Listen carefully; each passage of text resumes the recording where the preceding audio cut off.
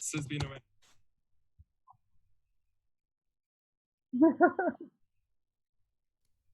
Hello, everyone. Welcome to Game Center Live. This is our weekly show where we talk about what's going on in the game industry, as well as whatever else is on our minds. So today we have a lovely show for you. We're going to try going back to our 2-hour format. First hour will be game industry news with Naomi Clark and Frank Lantz. You can see over there in the bottom left, CNN Crossfire style. With the hot takes. And then in the second hour, we will be trying to do some remote Zoom Dwarf Fortress coaching. So we'll try to play some Dwarf Fortress because now's a really good time to get into Dwarf Fortress, right? We can just sit in our apartments and try to figure out how to manage a tiny little society isolated from everyone else.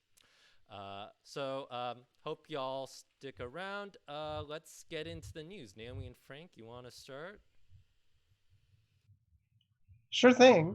So we're just going to start at the top of the hour today with just sort of brief goings-on from the exciting world of COVID-19.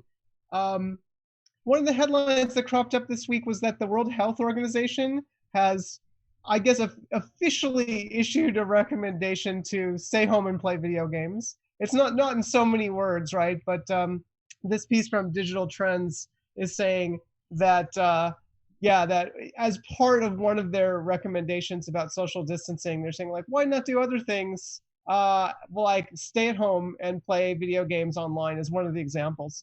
And so, of course, some game industry watchers are pointing out, hey, didn't you just last year push for the recognition of gaming disorder as a officially categorized mental health issues, which various clinicians and people who study psychology in games sort of took issue with and said, is that really the right way to be looking at any kind of issues coming up with games?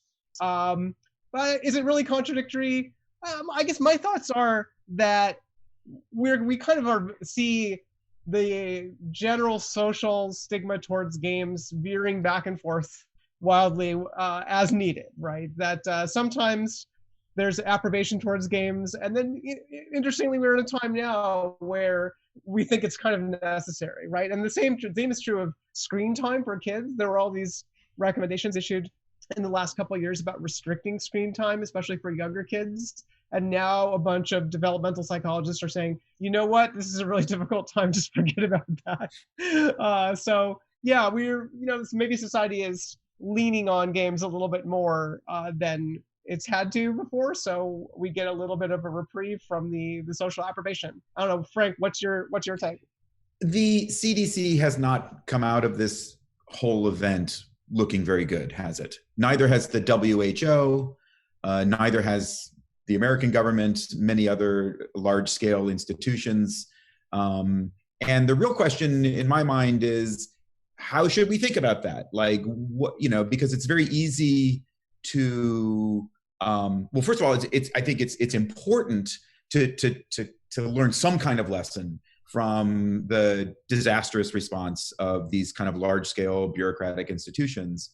And I think the lesson we should learn is to have a very healthy skepticism of the kinds of decision-making and communication and governance that issues out of these large-scale bureaucratic institutions. It's been a terrible failure on their part, and this is another example of how sort of foolish and inconsistent and ineffective they've been. However, at the same time, I think it's important not to slip down the slope from skepticism to cynicism to nihilism, right? It's a genuinely hard problem that's happening. I think we need alternatives to this kind of large-scale bureaucratic decision-making. I think we're seeing that and we recognize it. However, it doesn't mean that we are able to. It doesn't mean that the world is flat. Do you know what I mean? Like if you look at sure. flat earthers, right? If you scratch a flat earther, you'll find someone often who's at the root of that has some genuine critique of the amount of bullshit that there is in kind of mainstream consensus science. And so it's important to find the sweet spot between being a skeptical and cynical and independent thinker and being a flat earther. Right. There's a lot of talk lately about the failure of authority, both in terms of these types of bureaucratic slip-ups. And I don't know, the WHA's saying, hey, stay home and play some games is really minor compared to the hot water that they've gotten into over, like, for instance, refusing to say the word Taiwan. But so on one hand, these institutions failing, but then on the other hand, people just discarding the idea of authority or expertise outright, right? So like, yeah, exactly. That's the danger. And this comes back to the thing that I want to continue to champion as a way for game designers and game players and gamers and game critics and journalists, like, to try to start cultivating a sense of their own perspective as having an insight into these complicated questions. This idea of meta rationality, of meta modernism, of a kind of fluid intelligence that understands how systems work, has the correct, or has not correct, but has a useful and healthy kind of perspective on all of these things. That's something that I'm trying to cultivate in my own thinking, and I want to put it out there as something for all of us. Absolutely. Yeah. No, I couldn't agree more on a lot of that stuff. And it's funny. It doesn't seem like it should be that hard to say, yeah, generally speaking, the idea of having an institution that can respond quickly to a massive social problem is a good thing. But then where are the failure points that generally happen, right? And that's the question that we don't get to ask if everybody is veering wildly between, no, ignore those people, no, we have to like prop them up with everything we've got, right? The reason it's hard, and I'm just working through this in my own head, but I think the reason it's hard is because storytelling is one mode of thinking, and in storytelling, the WHO is either a villain or a hero, and so we need to kind of flip the bit between those things, and storytelling wants to derive a moral by and this systemic kind of, or even meta systemic kind of perspective understands stories, understands the importance of framing things as stories as snapshots, but has a perspective that is a level higher than that, and isn't going to like fall into the valley of any one particular story. Resist and sometimes narrative explanations. So anyway, let's move forward. There were a couple of things I wanted to mention before we got into some of our more like some game deep cuts. I wanted to give a shout out to two big efforts that are going on within games where you can get big bundles of games. One is this Humble Bundle that's out right now, which is I think one of the biggest Humble Bundles ever. If you go and check out Humble's store right now, you can get this huge bundle by donating to COVID-19 relief. And then the other one, which is the next tab, is some friends of the Game Center, specifically Sarah El-Maleh and Rami Ismail, have put on a streaming conference that was basically a charity stream with a lot of different interesting lectures, including I think one from another friend of the Game Center at NYU, Lane Nooney, historian extraordinaire, to raise money to help offset the losses of game developers who were not able to go to GDC, especially small developers who may have invested in things like booth space or business opportunities. So they've been ran that stream over the last several days, and they're still selling a bundle, from what I understand, that if you want to donate to that cause. So that's just a couple of shout outs for nice community efforts going on in the midst of all of this. Yeah, it's awesome. It feels good. It's the right thing to do, and this is kind of a positive response to this newfound attention and enthusiasm and need for games. the one of the things that I've been thinking about a lot is the way people are seeking a way to play games with their friends and families, which is surprisingly challenging. So I think that there's a lot in video games. There's a lot of attention on the idea of comfort and escapism, and as a kind of solitary engagement.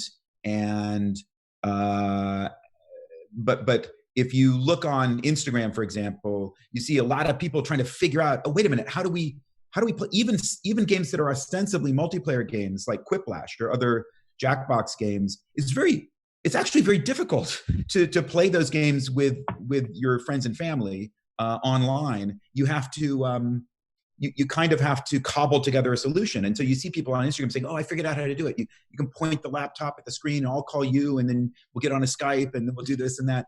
And so I've been thinking a lot about this. We just launched a quick and dirty version of Hey Robot for people to play using video chat. That is kind of like trying to respond to this moment. And I think it's kind of highlighting a missing piece, which is, I don't know, it's like online multiplayer games for normies.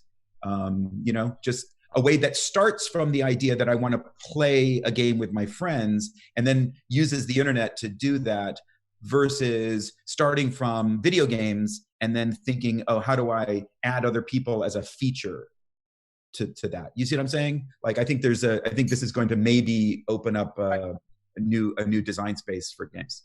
Yeah, traditionally, MMOs kind of source this out to voice chat and then video chat and then services like Discord, right? As like a separate thing that was almost in the community sphere for players to figure out how they wanted to self-organize. But yeah, this may create a sea change where it's really a foundational chunk of it. Yeah, that's probably going to open the way for new, interesting, different types of games. Yeah, well, what was the... Yeah, like the collaborative drawing game that was in the incubator a few years ago, where I forget what it was called. Yeah, it was like an Exquisite Corpse game, right? But with one person who didn't know what was being drawn. I can't believe I'm spacing out on Jonathan's game name now. But games like that, I think there's like really interesting potential for. Yeah, and it's also just a way of framing multiplayer that's different, right? Right. Yeah.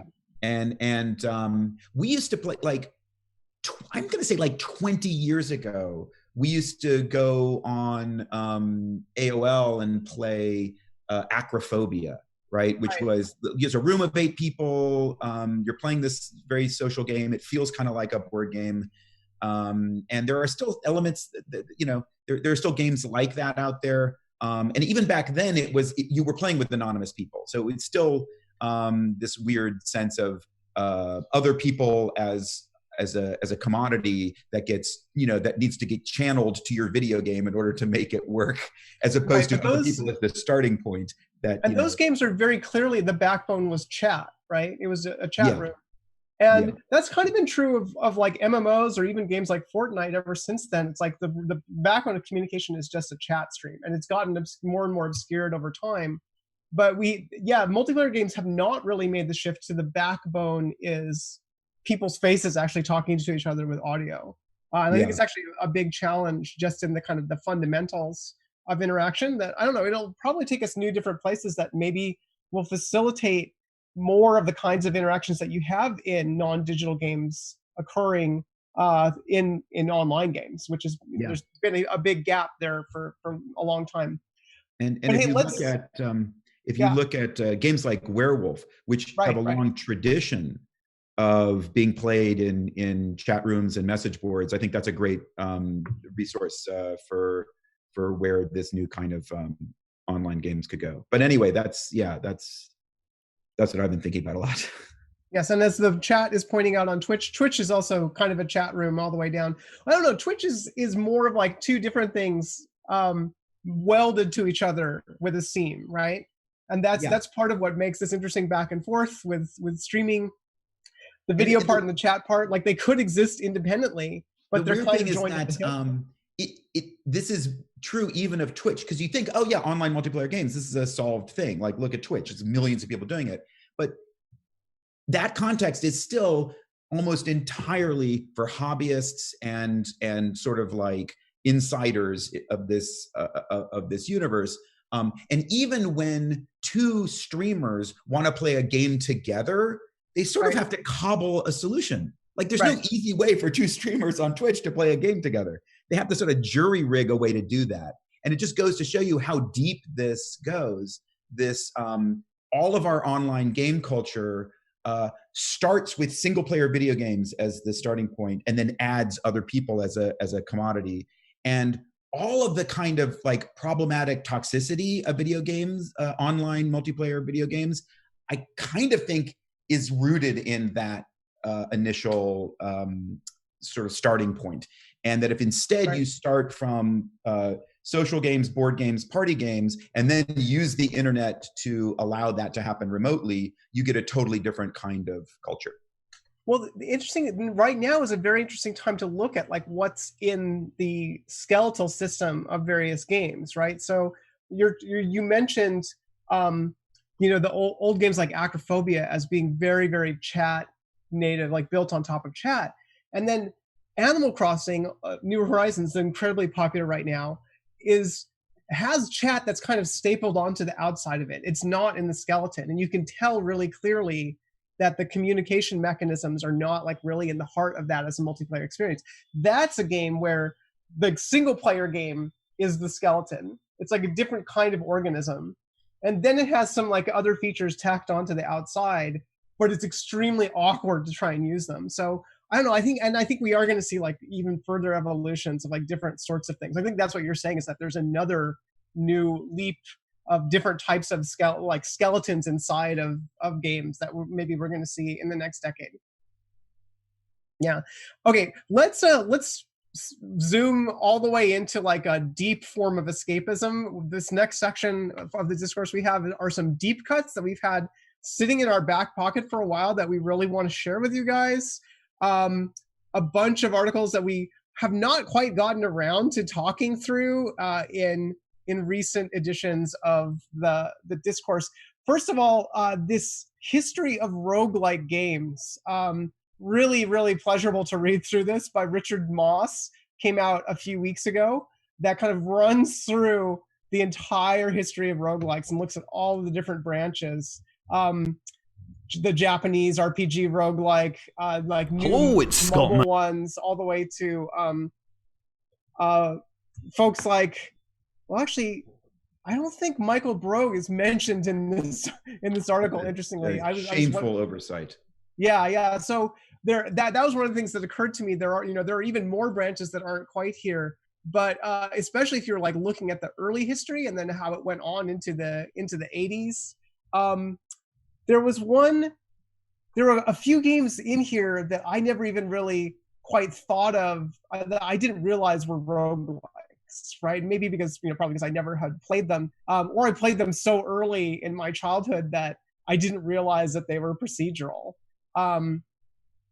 Like Scarab of Ra, an early game, or what was the one that I was Toe Jam and Earl? I don't think I realized that was a roguelike because I've never played it. But maybe everybody who's a fan of that knew that already.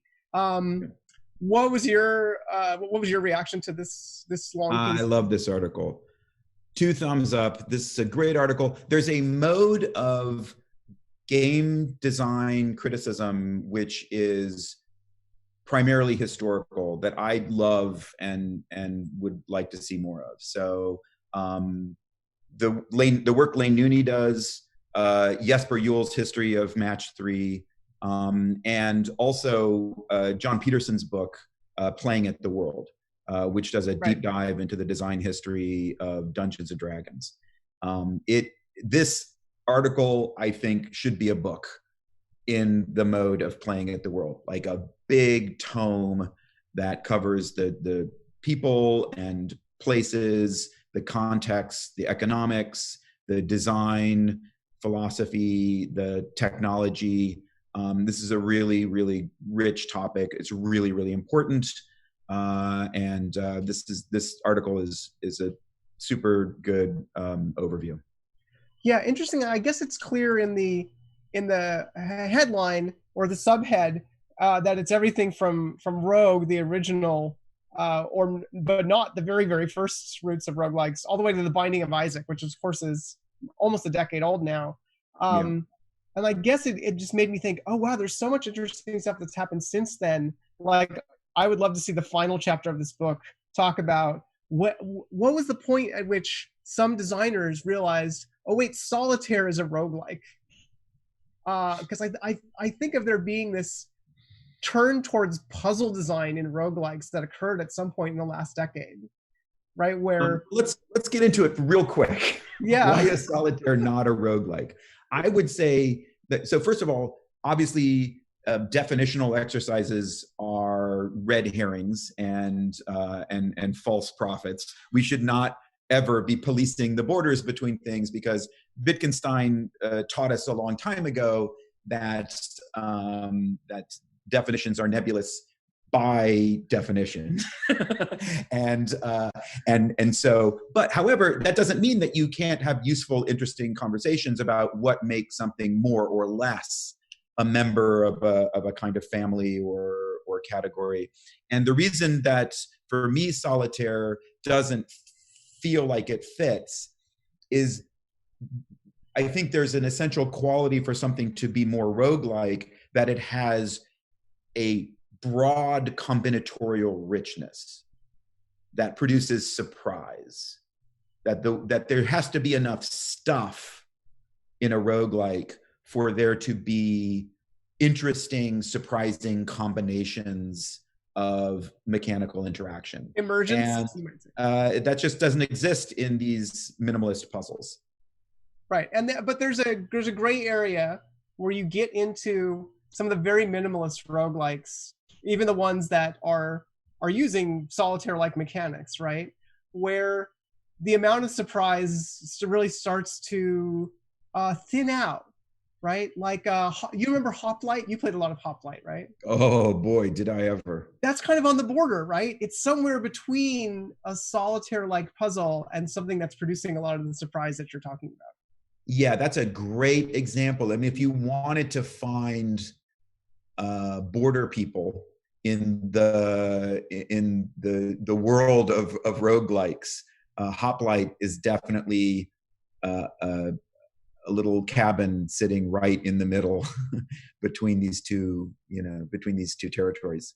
Right, so that's what I think is interesting, that there's this border area where there's like, okay, yeah, Klondike, I agree, not really a roguelike, but then there is this borderland that exists between these two areas. And then at some point, I feel like you had a bunch of designers making small roguelikes who realized this and were like, whoa, there's this whole area here, right? And then there's a little Cambrian explosion of little puzzly roguelikes like that. And then it kind of branched off. And then you got all the Michael Brogg, like extremely elegant, but surprising, but still somehow like there's this puzzliness like seething in the core of it. And that's like a whole other branch that's not really discussed in this article. I would say that Hoplite has enough stuff that there were moments of genuine surprise in discovering interactions between the shrines, the various power-ups, Sure. And the different kinds of weapons and monsters. And I never felt that surprise in playing solitaire. Right, there are some things you can learn to get better at solitaire, but they never feel like a surprising juxtaposition of two things that acquire a new meaning in their interaction. Right. So maybe further towards the solitaire end in that Borderlands would be something like Donjon or Dungeon Solitaire, right? Those games, which are very conscious blendings of the two. Yeah. Okay, let's go to our next deep cut, our recommended article. And while we're at it, I want to give a shout out to Chris Bell, who's come by the chat. one of the designers on Sky, which actually is a good example of an interesting, slightly next generation multiplayer game that is not all completely pinned onto chat, but actually is starts even further back in the territory of emotes, really sort of being the fundamental way that you're communicating with people. And as Chris was pointing out, then you actually unlock chat. You sort of graduate up to being able Chris, to chat. can you play Sky with your friends? If Naomi and I wanted to play Sky together right now, is there just a way to do that? Like, I have an old beta account. I'm not sure. I got through the tutorial, but Chris says yes, we can play together. The what I'm not sure about is exactly how you find your friends, but I'm assuming that there's probably some newer system that I haven't seen yet that allows you to do that.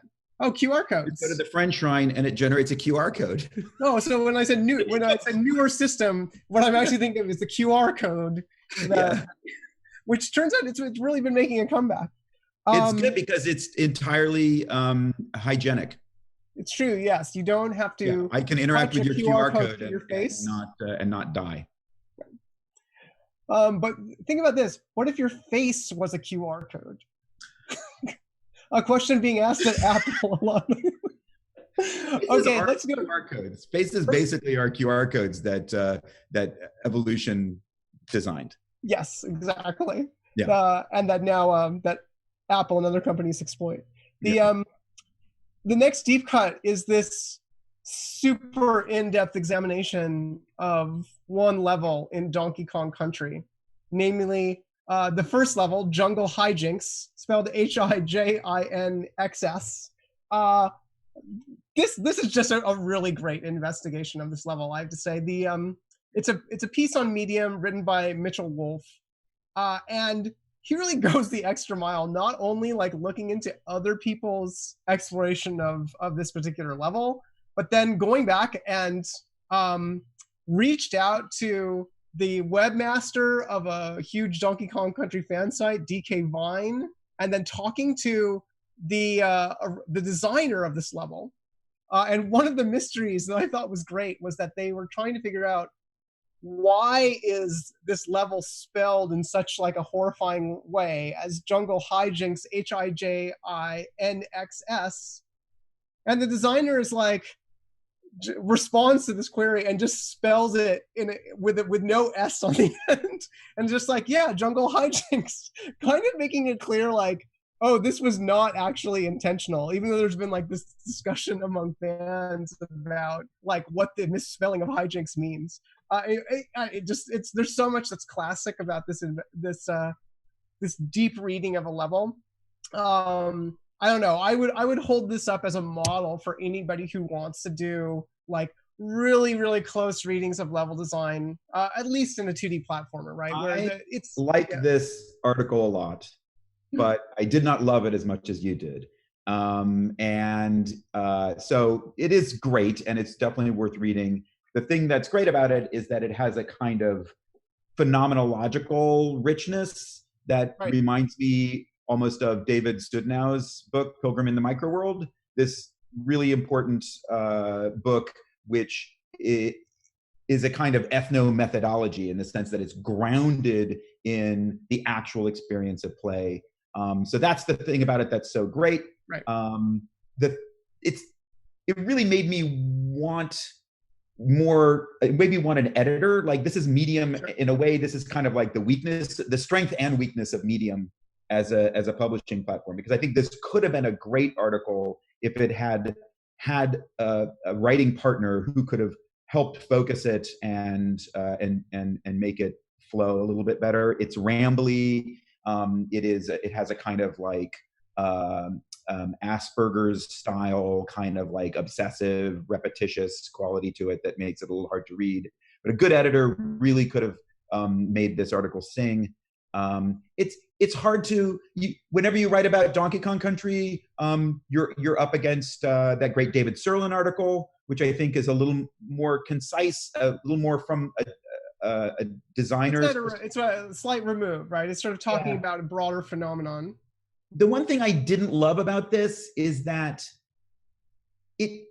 unlike David Sudnow, which in Pilgrim in the Micro World, it is just a deep dive into the actual experience of play. I felt like this one was like weirdly suspended in this kind of story about design that we tell. Oh, here's how level design works. And then this person's experience that he's describing just kind of like neatly lines up with this story about effective, like how game design is about controlling player emotion and creating a symphony of different emotions. And then this person's going through and like, ooh, then I had this emotion, then I had this emotion.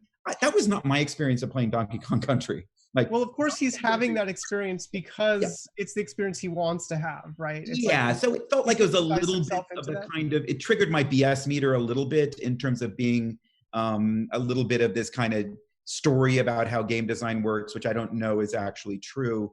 It reminds me a little bit of something Robert was pointing out recently, the tendency in analysis of 3D level design spaces to say, look at all these pipes and lines on the wall. They're all leading your eye towards the doorway, right? Like it's just overdetermined idea that like every piece of the design is like going right into the player's brain and thinking, no, I realize I have to go down the hallway to the doorway at the end. As if that's not already true of like every hallway that has ever existed. So that was the part of it that I didn't love. But it is a beautiful, a nice article. Robert, will you scroll down to the Post-it notes? This was my favorite thing in this was so first of all, this is a truly great video game level. There's a reason people keep going back to Donkey Kong Country and writing about it and talking about it. It really is a kind of masterpiece and this to me, I just think is a beautiful little artifact that I'd never seen before. The fact that it's on Post-it notes tells a story about the origin of this level, right? That there's a mix of ad hoc and impromptu. Like you don't set out to do something on a Post-it note like this, right? You have a Post-it note nearby and you start doing it. And so that kind of like, to me, is a nice detail about where this level came from. But at the same time, the drawings are not rough sketches. Those are actually carefully composed drawings. So it's a really weird, interesting artifact that people use, that the people who made this level used these Post-it notes as a design tool. And there's whiteout on Post-it notes too. Yeah. There's whiteout has been used to remove some things from the level design. Whiteout. Really, it's pretty intense. This is why I like the article, honestly, is because you see this collision between, okay, here's what this person doing this phenomenological close tree, like overreading everything, and then this person on the fan site who has a slightly different perspective that's like, okay, here's what I've accumulated over the years, and then the original designer who's like, oh yeah, I guess we just did that because like, and that happens so often, right? You're like, I don't know, we stuck it in there, it seemed to work. But that's also, how like this magic happens, and it doesn't need to be conscious. It's like how all this stuff is emerging. I don't know, it says to me a lot about how meaning is produced through these processes. Okay, let's go to our next deep cut. This one is about designing AIs for playing board games. And when I say AI, I mean this is for a single player version of a board game, which if you guys don't know is becoming increasingly common feature, especially in like very heavy duty complex system board games, that there be a way for you to play by yourself. Maybe more relevant than ever now in a time of social distancing, when maybe the one or two other people who are with you in the same room or in the same living space maybe don't want to play with you right now. So how are you going to play by yourself? So then this article is all about what do you do in order to get the feel right for an automa, which is a sort of a neologism that's cropped up to explain what is an AI but a non-digital AI that sort of runs through a process to provide you with some opposition in a single player version of a board game. Great article, interesting scene. Solo board game play is a cool little kind of emerging subculture within board games. The one thing I'm going to give this article 1 thumbs up instead of 2. And the thing I didn't love about it was it's fixated on this one way of framing the problem, which is how do you make like a simulated opponent? How do you make it feel like another person? I just don't think that is really what's going on in single player board games. I don't think it's about simulating another person. I think it's about making a good experience that is an interesting problem to solve, that is dramatic and engaging, surprising and interesting, and also has flow. And these are all really interesting design problems. And I don't think that really closely maps onto how do we make it a fake person. So I feel like that was a little bit of a red herring. Right. So there's something interesting here in that they're talking about automas here in two contexts. One, a game that is a solo experience from the ground up, a solitaire game, right? That's designed to be played alone. That's not a variant on a multiplayer game. And in that case, I think what you're saying makes a lot of sense. Like, you wouldn't need that AI to be taking the place of a human opponent. But then there's this other situation in which maybe it's a game where the fundamental system, like take Wingspan, very popular game in recent years. I played with the automa of this recently, and it was super clear to me that, like, all right, actually this automa is here to simulate the experience of playing with another person, because that game is great as a multiplayer game. It's great with like 3 people actually. So playing with 2 automas who are sort of doing similar but slightly different things might actually not be a bad experience. So in that case, of course, you're making an AI that is sort of simulating a player, just like the AI opponents in Street Fighter are simulating like what human beings do, or in some cases actually taking the play style of players and trying to simulate individual human beings. But yeah, I guess these are all called automas, but I would almost push to try and consider them 2 very, very different design challenges. But the interesting thing to me is that you also have to make these simple, right? Because you can't have a complex state machine in a board game, because it has to be operated by a human being who's going to get sick of you telling them to walk through a flowchart. And Salty Horse in the chat has a bunch of good suggestions for more articles and interesting resources on this. So thank you for posting this.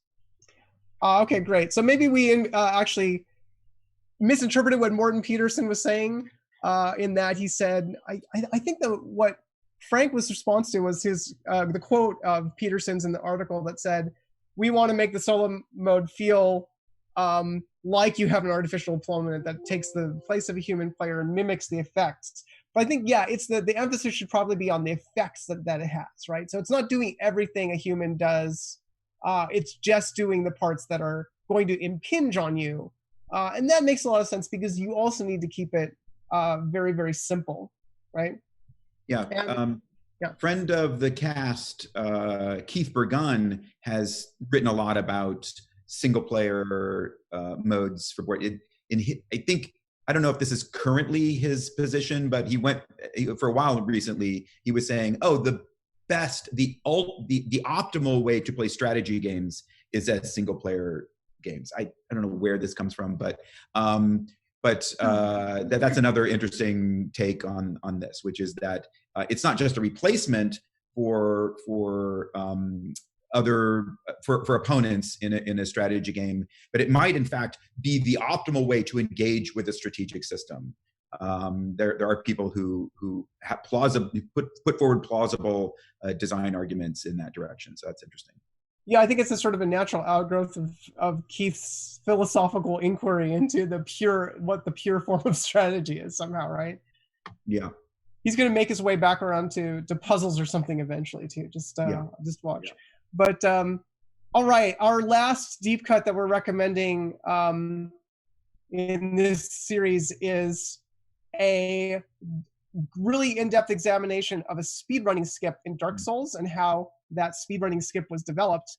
It's a great story that sort of goes through the community effort to develop a particular skip that lets you skip Sen's gate in the first Dark Souls.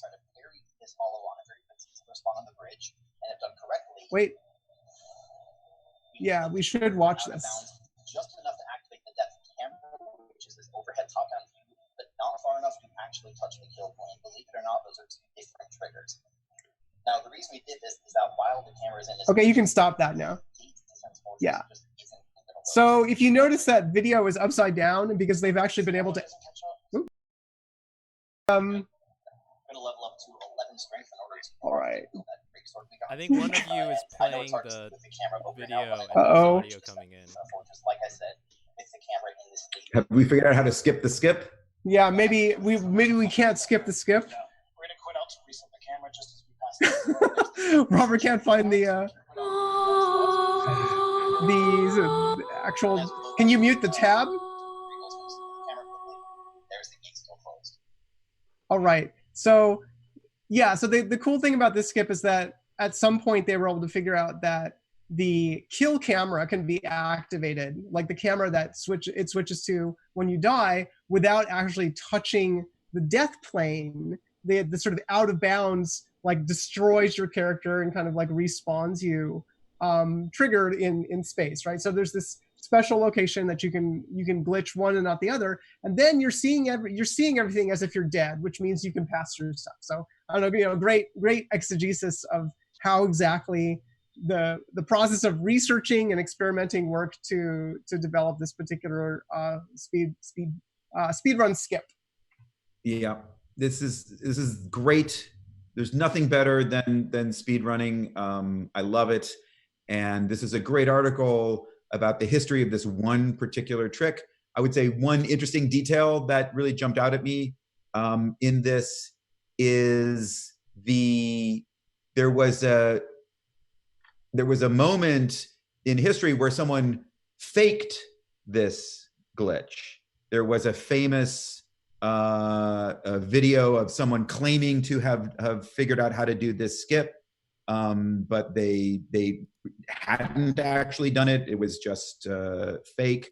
But that was part of the process by which they discovered the actual method of how to do it. So someone kind of intuited that there might be a way to do it, and then did a fake video where they claimed to have done it, but they really hadn't done it. And then that became part of the impetus to continue to explore and discover the real thing. And that, to me, was a very funny and interesting lesson about the production of knowledge and how we arrive at the truth and how we arrive at genuine solutions to hard problems. And the fact that sometimes they involve a detour through fakery and superstition and trolling, and it's a circuitous path. There is no straight path to knowledge and solutions and truth. Instead, it's very complicated and messy. And I thought this was a kind of a wonderful lesson and a kind of a great example of how speedrunning is not just a fun hobby and a weird, cool thing, but also an investigation into how we produce knowledge and how we produce meaning in and through and around systems. So shout out to the speedrunning community for being one of the most interesting places in games. Yeah, I think it relates back to what you were saying earlier about systemicity and sort of meta rationality and being both a skeptic but not sort of discarding authority completely, because so much speedrunning is kind of done in tension with the original intended way to play, right? It's sort of about pushing past that and revealing kind of a deeper level of systemic truth that's just provided by how the code operates in practice and all of its unpredictable glory. Yeah, I think that there's something in there that, maybe helps people understand, like, okay, it's not that there's just this one authority telling you, here's the proper way to play the game. Like glitches are fake news, right? But that actually there's multiple layers. This is also, I'm contractually obligated to now present my theory at this point, which is that board games are digital and video games are analog. So yeah, I buy that. Yeah, in a board game, the objects are are just tokens of symbolic logic, and it doesn't matter whether the pawn is to the left of the square or the right of the square. The pawn is either on that square or not. And so it has a kind of binary offer on logic, because it really is, even though you use material pieces, those material pieces are clearly just stand-ins for an abstract kind of Platonic logical system. In a video game, it's the opposite.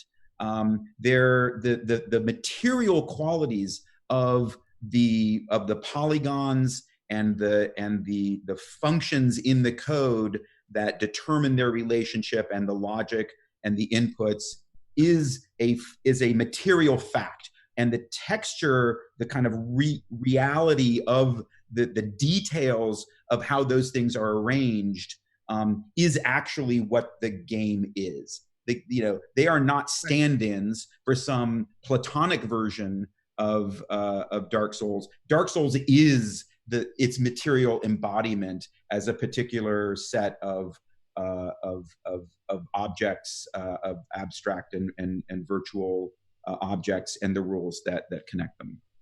Yeah. So, do you think there's anything to the idea that one is constructed digitally and the other is constructed of, I don't know, analog components and things, but then the experience they produce is the flip of that? I don't know. I'll tell you where my head's at right now. I'm making games in Tabletop Simulator right now. Right. So I am like 5 levels deep in this mise en abîme. I don't know what's real anymore, because I'm in a piece of software that is simulating a tabletop with objects on it, which are then representing the abstract symbolic icons of a logical system. And that's just where I feel most comfortable. That's my Animal Crossing. I spent last night drawing in Zoom on someone else's screen to create a digital version of an analog map in a role-playing game, which had board game logic, but then also just like a whole bunch of role-playing improvisatory stuff, right? So I don't even, I'm really interested in this point where those things sort of collapse into each other messily. Yeah. That's the place to be. It's in this overlap. This is where we resist the story of virtual worlds and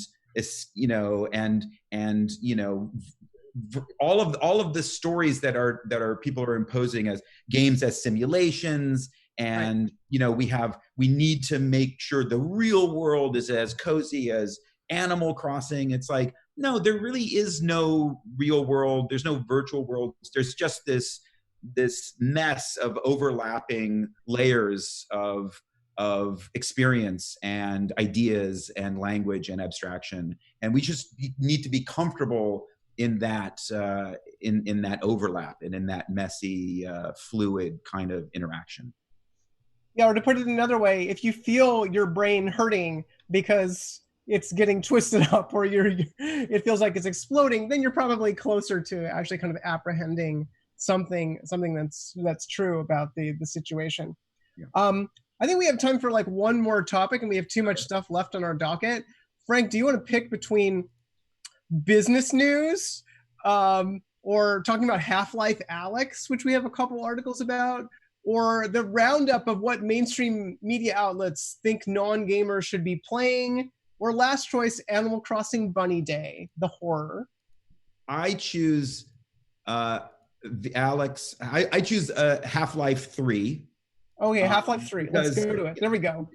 Because it will allow me to say my thing, which is that moving around in Half-Life 3 is like moving around in Myst, and that they've recreated HyperCard, and that there's something great about it. It's actually cool, and I can't wait until we start to see speed runs that use this method of moving in which I guess they didn't invent this for Half-Life 3. This was a common thing. It's in Abduction. It's in a bunch of other VR games.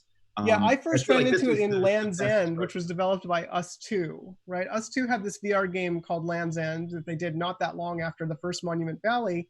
And I was judging it at a competition. I think it was actually at a maze in Berlin. And you just blinked from place to place, right? It was the same kind of movement scheme that you're talking about in Alex. And that was the first time that I had been playing a VR experience. I was like, oh, this is actually really pleasant and relaxing.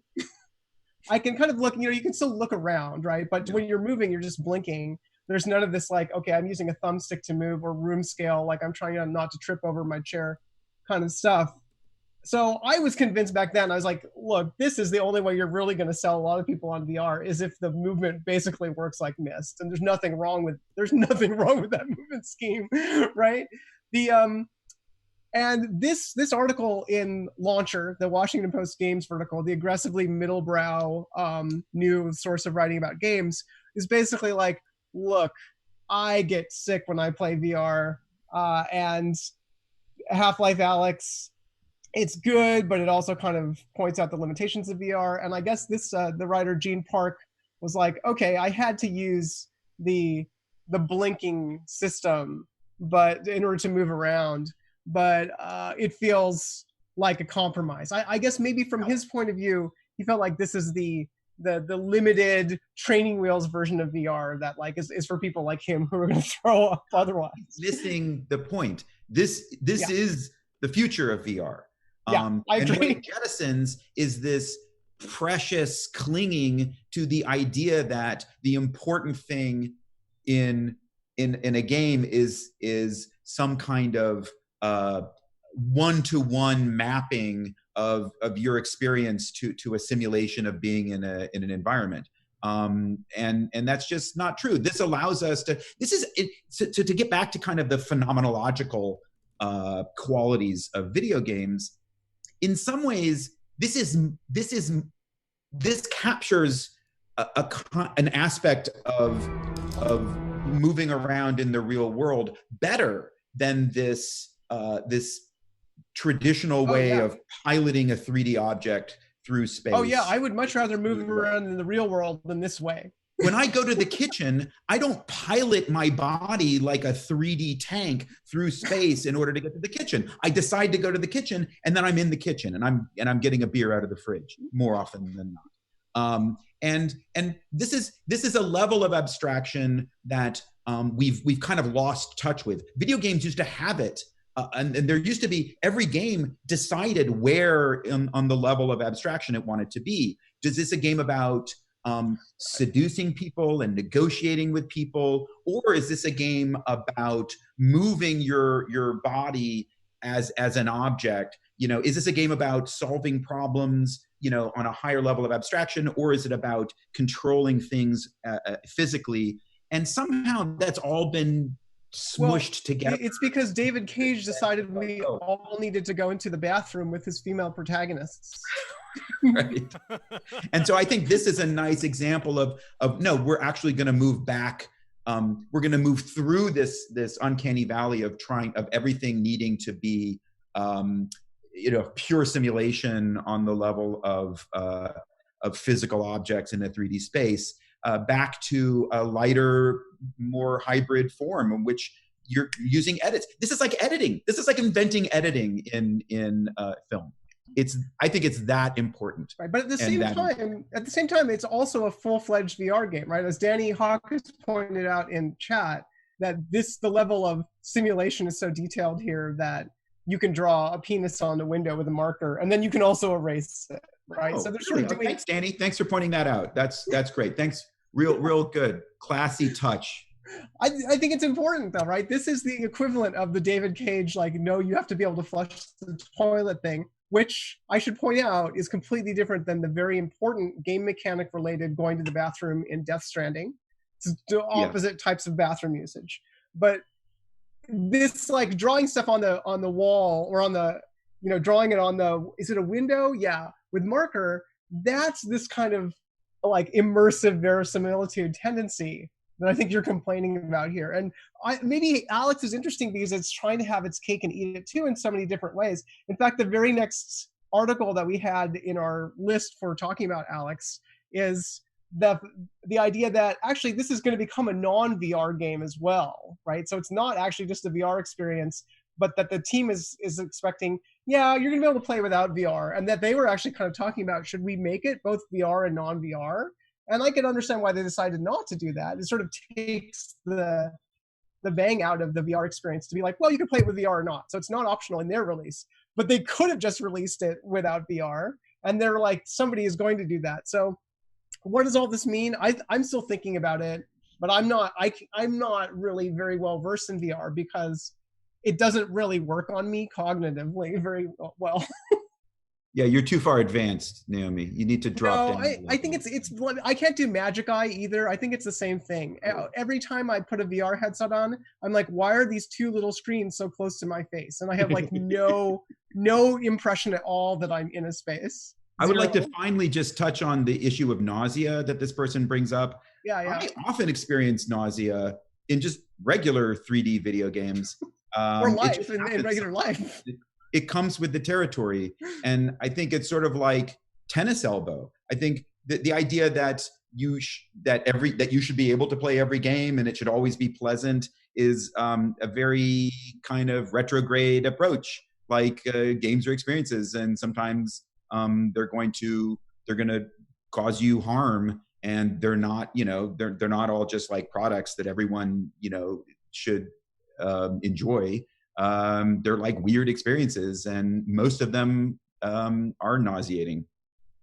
Yeah, no, I think a fair point, right? The counter is actually, I think, something that's also being pointed out in chat, that the adoption rate is being hampered by the high price, which is of course a chicken and egg thing, and then also this perception and experience of a ton of people being like, I get sick when I'm trying to play this, right? So that's the hard reality that the particular thing runs into. It's like, are VR games going to take off as much as they were promised? Well, those two problems, right? No, we already know the answer to that. It's no. We knew that answer 3 years ago. Yeah, we knew it like 15 years ago, maybe. Yeah, and 20 years ago. But that's so hopefully it's okay. Like the ideal world for us is what? That, well, maybe there's a way for VR to get cheaper even without mass adoption. Who knows? But even if I mean, at least this is, I think, at least Valve is doing some genuinely good design exploration. I don't love this game. I think the worst parts, it's just very unambitious. But there's a lot of interesting, good kind of polish and fine tuning in it. And that's, I think that's the step forward. It's a small step, but it's pretty good. Yeah. Not quite VR for the masses. And maybe that will never happen. Maybe VR will be a kind of boutique experience, sort of like a giant 100-person LARP is. Yeah. And at least it's not Magic Leap, which is just the worst disaster that's ever happened.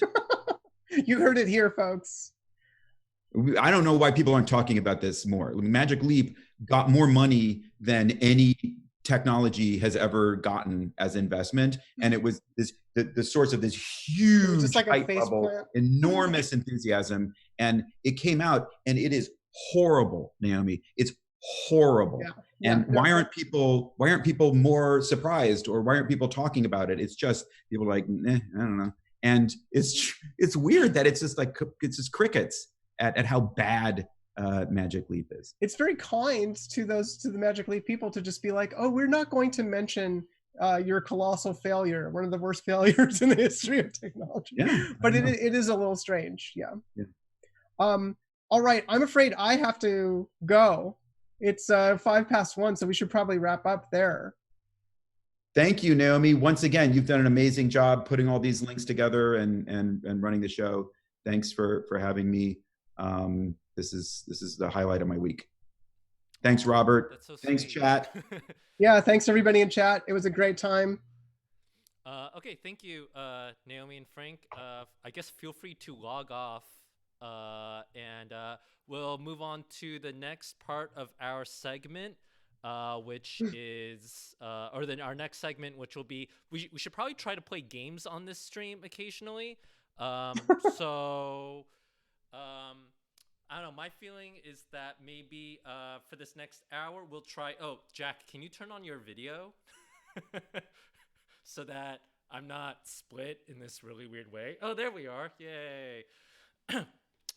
So I thought something that might be fun is to do a little bit of Dwarf Fortress coaching, which is something that people enjoyed in the past months, in the days of yore when we were still streaming in person and stuff.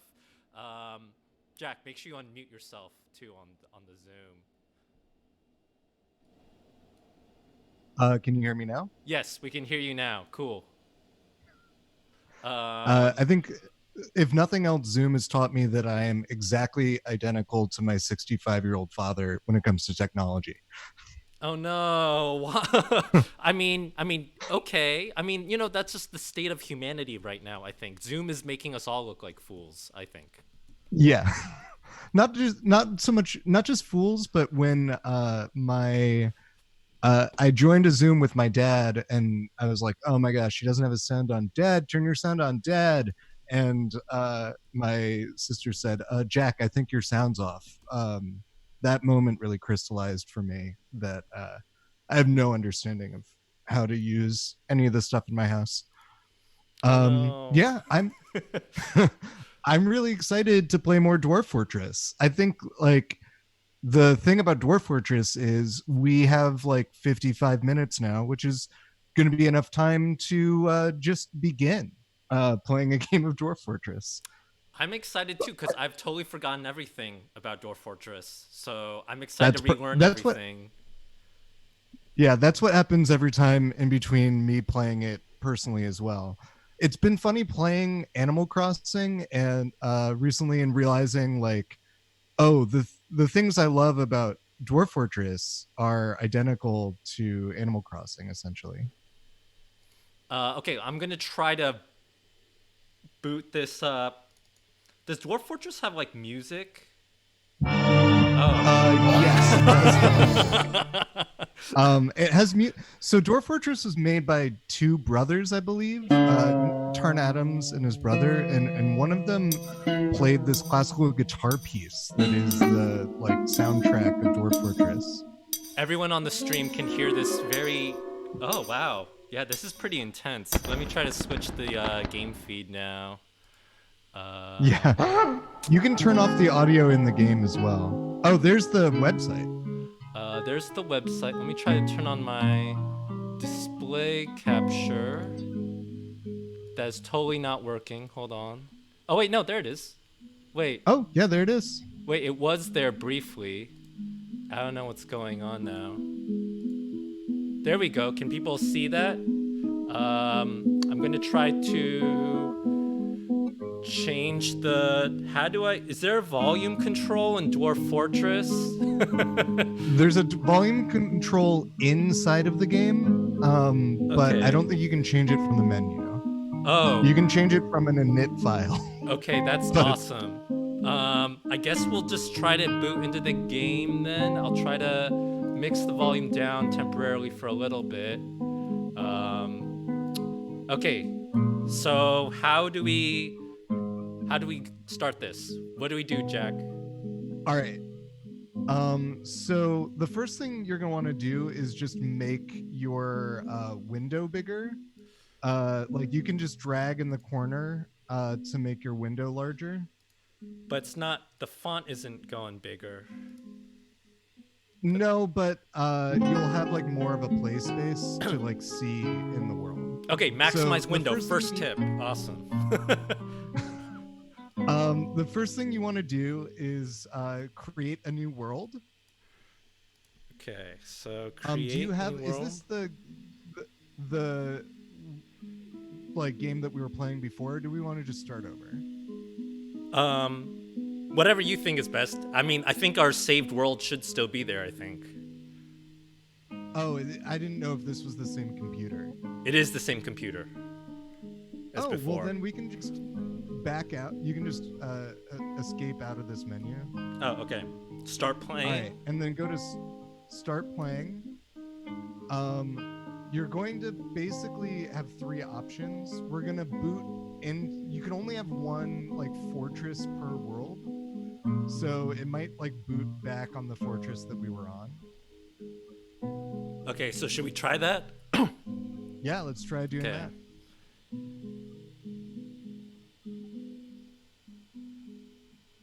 So I haven't even... Oh, no, it's on the, like, creating a thing screen, which is perfect. So You're going to want to type F. That's going to let you find a desired biome.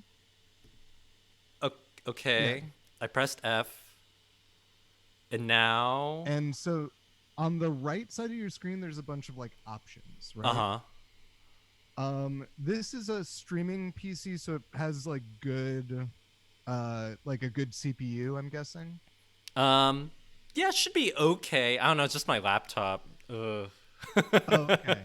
You might want to make the X and Y dimension 3x3. Okay. That's what I usually do when I'm playing on a laptop. If I'm playing on like a good computer, I'll make it 4x4, maybe 5x5. That's just like how much space you have to play in.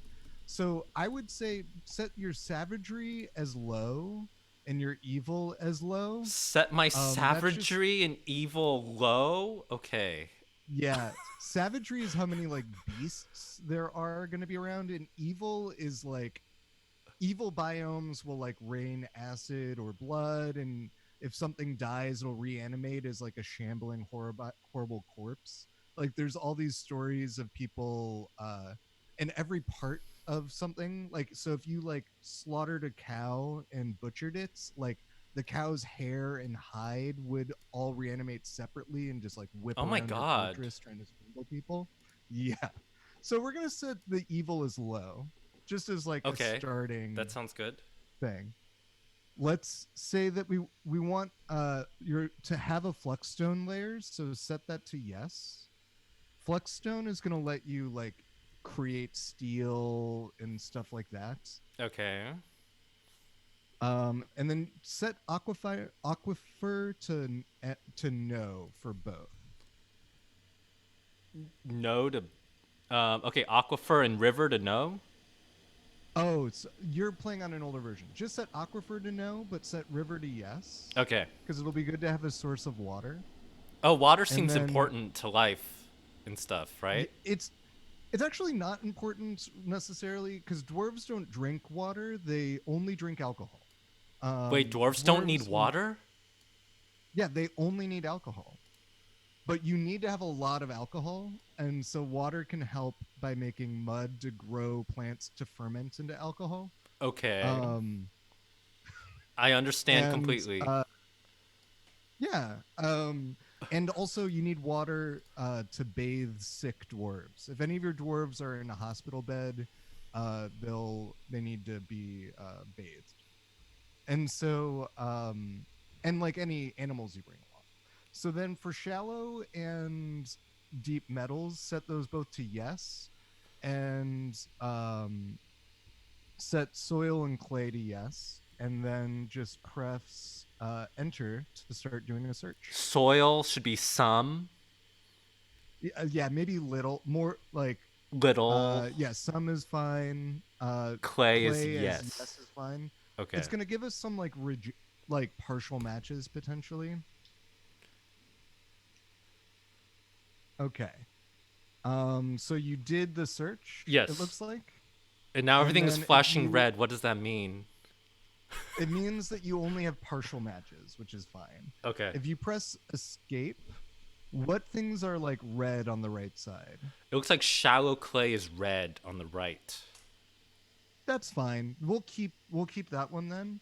You can press escape again to stop searching. Okay. Oh, wait. Return to game. Yeah, return to game. Uh-huh. And then if you use U, K, H, and M, oftentimes you're going to need what? Oftentimes you're going to need like multiple cursors. As opposed to WASD, because WASD are like other things. Okay. U, K, H, and M. Okay. Okay. You can see on the far left one, you're like moving around that selection. Yes. That's your that's basically where you're going to embark. Okay, so where should I go? Can't see. Well, I can't see very well. Because I'm seeing your whole OBS. Oh, okay. screen. Let me close that. Oh, oof, that was loud. Okay, is that a little bit better? Yeah, that's a little bit better. If you press F and then enter again, it'll center it on its like best option. Okay, find desired, and then... Oh, wait, it's doing the search again. I don't want to do that. Oh, yeah, that's fine. You can, you probably want to move down until part of the river is inside of your, it doesn't look like you have any of the river. Yeah, I would just get the, oh, you went all the way down. Like, the Like river's right here? the blue line through the middle. Go up maybe, yeah, that seems fine. So you got a little corner of a river, you've got some forests. If you press the F function keys, you'll see like what biomes you have. So F1 will give you, oh, you have to, if you're on a laptop, you have to press function and then F1. Yeah, but that just mutes things for me. Oh, Because that's my because laptop. OBS is also holding it. I wouldn't worry about it then. Okay. Just press E for embark, and Okay. we're gonna head off. You have selected an area with salt water. Ooh, I wonder. It's a if that saltwater is a river? saltwater river. What? Why is this game so hard? We can't even. It's like so hard just to start playing. Okay. Well, this game is for people who, when they play Animal Crossing, are upset because they have to play on an island and they can't play on a haunted glacier with a volcano in the middle of it. That's essentially the target audience. Okay, so this is perfect for quarantine times. You know, you're just sitting at your computer and you can like re-roll and re-roll. I'm already losing and the game hasn't started. It's like, okay, what do I do? What should we do? Press U twice and then press enter. Pressing Or U doesn't. press okay, escape U. to get out of this menu. Okay, And then press try E. this one. Yeah. It might be the case that you are. Oh, you just are on a saltwater river. Well, we can make a new world and swing it again, or we can Okay. just see what it's like. Yeah, let's make a new world. How about that? Okay, so abort All right. game. Oh, the Yeah, lovely go to create music. new world. Okay. Yeah. So one of the things you want with create world is make it a small world Okay. with a very short history and a very low number of civilizations. Why is this That'll, like, better? Well, it'll reduce the amount of like actual process. When it makes a world, it like actually plays through the history to create all the myths of the world that you're in. And the few civilizations in a short history means it only does it for like 50 years of Okay. in-game time. Okay, so Um, so dwarves have only existed for 50 years. well, We're- the when we're gonna known start. history. Is Oh, the known history. Okay. Anything else I should set? You should set the number of beasts in savagery to low, and then set mineral occurrence to everywhere. It'll just make it easier to have like a intro thing, and then press Y. I kind of wish it was like a preset where it just said like easy, and then it'll select the easy settings. I don't know. Or no, wait, no. The point of this game Well, is to this be game is- difficult and painful, right? Well, this game is just in alpha. I mean, it's been in alpha for like 15 years or something, but it's just not like done. Ooh, you got a lot of ice down at the bottom of your world. That's fun. Okay, so So I'm now gonna go to pick your world, which is the second one, and pick Dwarf Fortress. So there's like a roguelike mode called Adventure, where you can like be a single person in the world. And then there's a Legends mode where you can just look at all those myths that were created.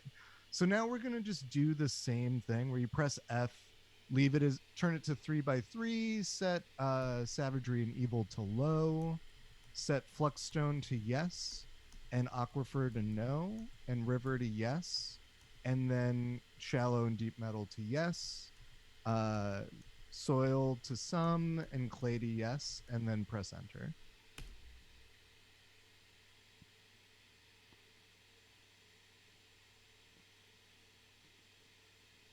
So I'm like Googling through the world right now to find. And it's Okay. Yeah, to like find places that kind of meet this. So which one's red in the thing that popped up? What do you mean? Everything's red. Oh no, on the far right side. Oh, evil is red. That means it couldn't find Ooh. anywhere with low evil. Yeah. Well, it found a place that has everything except that it is also low evil. So if you use, do you have a number pad? No, I have a laptop. I have a very limited laptop. Can I just press the alpha keys? Is that the alpha numbers? I think you can't actually. No. Oh, okay. Well, that's fine. Wait, so you can't play Dwarf Fortress unless you have a numpad? No, well, there you can remap some stuff.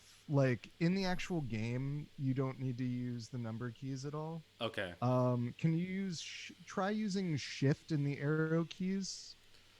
That might let you move around the world map. No, that's not doing anything. No. Looks like.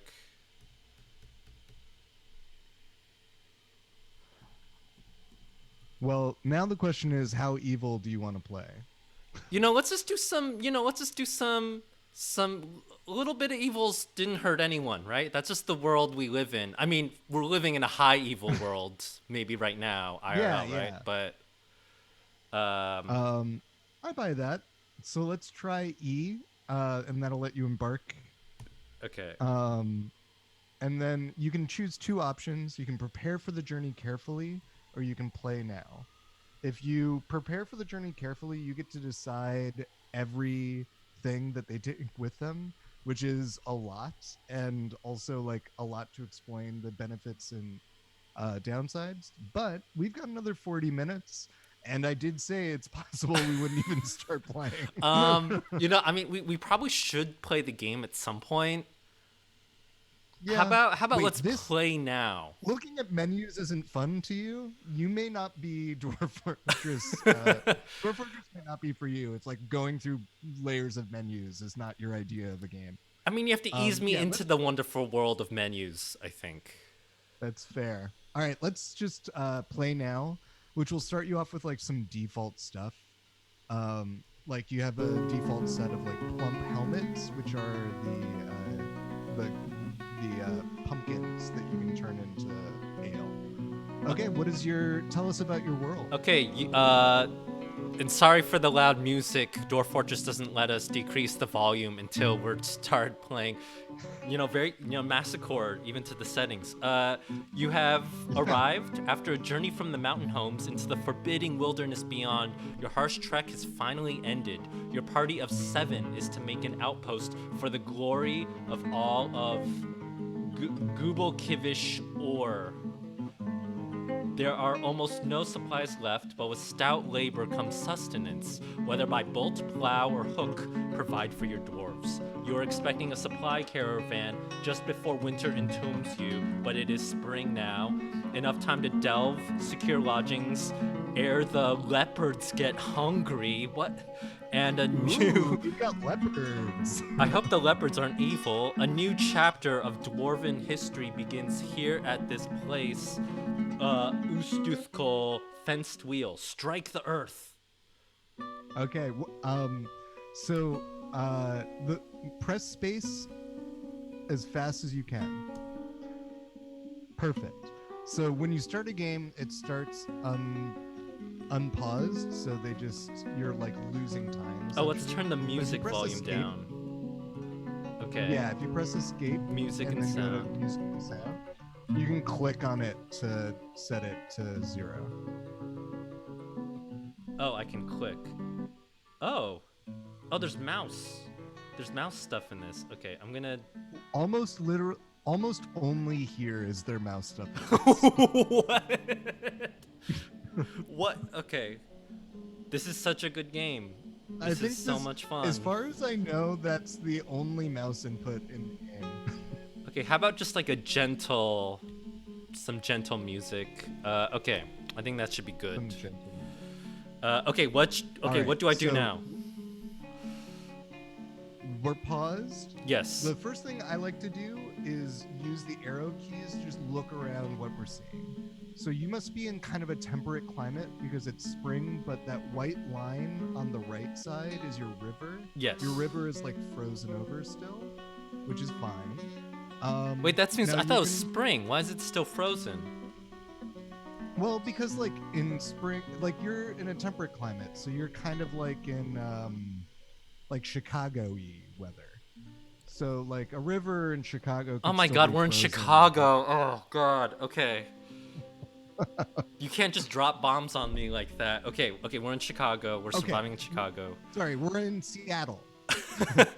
I don't know. That's not much Montreal. better. I don't know. We're in New York. We're very exceptionalists here. Maybe you're upstate. Okay, we're upstate. We're in Albany. Ugh, God, no. Okay. No, I'm just a snob. I'm sorry. Okay, let's continue. No, it's What should we okay. do? I think it's kind of fun to think of this as your like upstate summer home. Like you went up in the spring, it was too early, the river's still frozen. So you can use shift and period and comma, so the triangle brackets to go up and down Z levels. So I would use the left triangle bracket, so that's down, and that's up. So you can see okay. you've got like a mountain range here that's on the left side of your screen that we're looking up. When you went down, you saw like one level of the frozen river, and then everything else is dark because you haven't explored it yet. So what we're gonna do is we're gonna dig down, we're gonna find some ores, and we're gonna make some stuff out of metal. If you press D is the designate menu. Okay. And the first thing we're going to do is designate an area to dig out. So if you press D again for mining, on the like left where it should highlight mine. Yes. And then you can use like enter to start selecting and unselect to stop selecting to like make a little, like dig a little hole into the side of that mountain and then like hollow out some rooms. Okay. So, designate. Wait, how do I make a box again? How do I make a selection? If you press enter once to like start selecting, and then like you can hold shift in the arrow key to like go really far or just individual arrow keys. Okay. And then you press enter again to like do rectangle. Okay. Is So that a good it's size funny you mine? It's funny that you made it three wide. In order for trade wagons from other civilizations to come, you have to have a 3 wide space for them to come in. So that's actually I would say a traditional start to a dungeon. I'm a natural. I'm a to a Dwarf fortress. Fortress Yeah, natural. I think you're the natural. Wait, no, the So- entry point is still too small though. I have to make that bigger. Yeah, you can mine it out Okay. a little bit. And then like at the tip of your hallway, I would make a 1 space wide like little place. And we'll put Okay. a door in at the end of that to like you can shut a door and pretty much almost no powers in the game can go through it except things that are building destroyers. What we're going to end up doing is making a bridge that we're going to open up to cover your entrance eventually, and nothing can get through that. That's like your like massive fortress gates. Oh wait, okay, so we have to build defenses against the leopards that are gonna attack us. Oh yeah. Okay. Yeah, the leopards won't be able to get through a door, but like fire-breathing forgotten beasts from beyond history and time that like shoot webs and are constantly on fire will be able to get through that door. Oh my god. Okay. Yeah. But that's not. It'll give us a little bit of time before it sends legendary, like, world-ending monsters at us, right? Basically, the amount of money the amount of wealth in goods that you export determines how much like other civilizations might want to like goblins will only come and attack you. You've exported a certain number of goods. Like basically no one really cares about your civilization right now, so nothing too terrible will come except the natural savagery. Yeah, I would make a couple like hallways off of that. Maybe make like a big room to store all of your stuff in, and then a big room to be like your initial barracks. Okay, so I should like tunnel some more and like build like a hallway here, and then build like a room like here. Yeah, that looks good to me. And then maybe make another room off of the other one. That'll be off the other hallway. Okay. That's actually a good place to start your storage because you're going to want it to be close to the surface so that trading wagon, you can get it into a trading depot quickly. Okay. Okay, so this top room will be my supply depot or something, and then the dwarves will sleep in this bottom room or something? Yeah. Okay. So now what do I do? For now. I mean, dwarves are only truly happy if they have a certain space, and if so you'll eventually want to go bigger. The other thing you want to do is press T, which is chopping down trees, and then just designate like everything on this level, like go all the way to the bottom left and press enter, and then go all the way to the top and press enter. Oh, like the entire map that I can see? And this will get you wood. Oh, okay. Yeah, just on this like Z level. Like one of your dwarves will start out with some wood crafting, and they're going to start chopping down trees for you. The elves really hate it when you make stuff out of wood, and if you ever like try to sell them something made out of wood, the elven civilization will come and attack you, so that's something to be careful of. I'm trying to designate an area of trees, but it's not letting me. Am I doing this wrong? It's only going to highlight if there are any trees on the map. Your window's still a little small for me, so I don't know. It'll only highlight the actual trees. What's a tree look like? You might just not have any trees. The other thing, what does a tree look like? Trees are, so if you ever want to like know if something is a tree or not, what you can do is press K. If you escape out of the designate menu, and then press K, K will give you information about whatever tile you're on. It says chert. What the heck is a chert? And chert boulder. Can you spell it? I have no idea. CHERT. It's probably a type of plant. Oh, because it invented plants when we generated the world. Yeah, it sounds like it might be a plant. What? It's just boulders.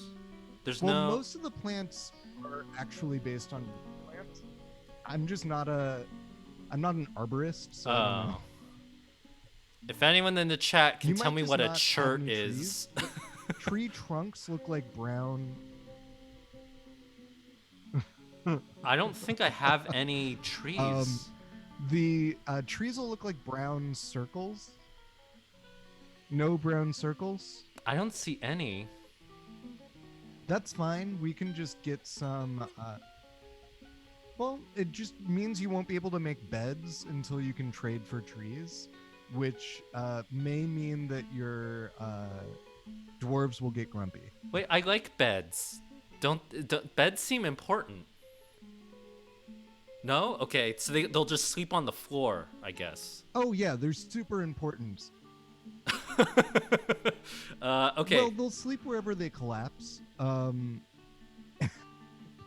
my god. Okay. Okay, so there's no trees anywhere. So what should we do? All that means, so there's no circles anywhere. Yeah, and I'm inspecting, and there's just. It also means you may have to dig into your caverns early. Why is this game so hard? If you have to dig into your caverns early, that's fine. It just means that you're gonna. Why is this game? Well, because it's a perfect simulation of what it is to be the overseer of a bunch of dwarves that don't really listen to you. Okay, so Yeah, I don't see any brown circles. It's just yellow semicolons, yellow commas, yellow. Try the left triangle once just to see if there's any on the Z level above you. Okay. Wait, how do I move? I have to hold shift left triangle? Left triangle bracket. I see red semicolons. That's sand or clay. Try one more. I see upside down green triangles. I see a lot of red. Those triangles are ramps. That's like how your dwarf. That means there's like a ramp up to that elevation, so like your dwarves can walk up the side of this mountain. Yeah, you might just not be in a wooded area. It's fine. There's trees underground. There's trees underground. Yeah, we're just gonna have to make your dwarves a little militaristic in order to be able to survive digging into the caverns. Okay, let's do our best. Okay, so no trees here. Yeah. The only other thing I would do is press Q and then hover over the wagon, which is like the thing right. Yeah, it's that thing. Uh-huh. And then while you're hovered over the wagon, press X to remove the building. That should say slated for removal. Yep. Yes. So basically, that wagon is not doing you any good. So we're just going to remove it, and you'll get some stuff out of it. You might even get some wood, which would be exciting. It said needs carpentry, so I need to find a carpenter? One of your dwarves has carpentry already. Ah, okay. It's just like a reminder that that's a requirement. Okay, so now yeah, if you press space, they're going to start digging.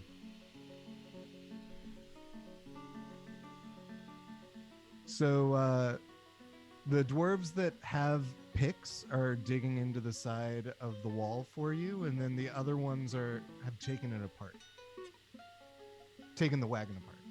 So now there's a little bit of wood, right? Wagons are made of wood in this universe? Well, the wagon was made out of wood. Okay. Yeah. And then once you get a piece of stone, we're going to use that to make a carpenter's workshop to turn out some beds. And we'll set it as like a barracks. So dwarves are happiest if they have their own rooms and they can like have a place to store their belongings and stuff like that. We're going to start with just a group barracks for now because, we're in a little bit of an emergency situation in this civilization. No social distancing here, just the opposite of social distancing. Right. And if there's enough of the opposite of social distancing, you'll start having babies. Oh. They'll just start making babies just of their own volition. You don't have to designate baby havers or anything. No, they'll have, they'll create attachments with each other and they'll get married and have babies. There was a bug until recently where the baby would ride the mother like a mount and be able to control where the baby was going. There's a great Twitter feed that just posts all the bug reports from Dwarf Fortress out of context. But that doesn't happen anymore. The baby's not in charge any longer. This would be a good society probably should not put babies in charge, right? It's not right.